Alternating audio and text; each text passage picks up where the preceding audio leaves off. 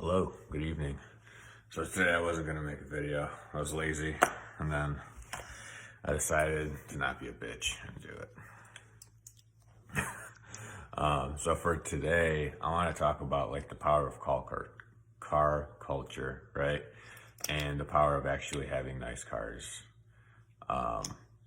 Because people actually pay attention to that, right? Like, imagine like you pull up to a meeting.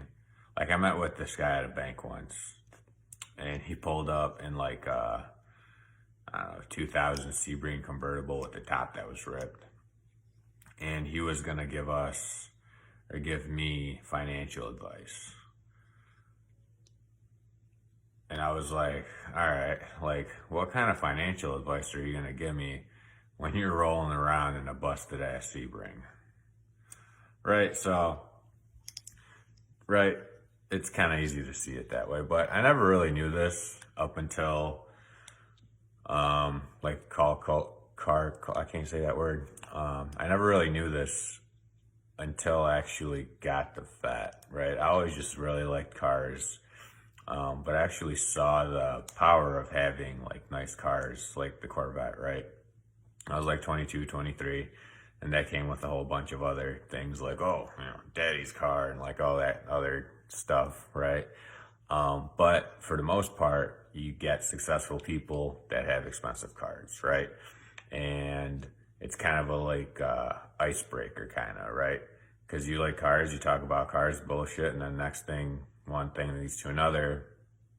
And, it's like, hey, so what do you do? Like, oh, I'm in real estate. Oh, me too. And then like the relationship builds from there, right? Because you're kind of vetted because you both like cars, mostly if you have like a similar car or whatever, right?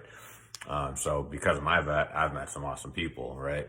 And I've actually done business with a lot of those people, which is even cool, right? And not even cooler. And I don't think I would have ever met those people if I was driving a freaking, I don't know, Ford Focus, right?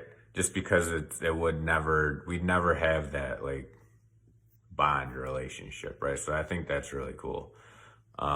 So from that perspective, I see cars like an investment, right? Investment in the future, and also like an investment in your networking,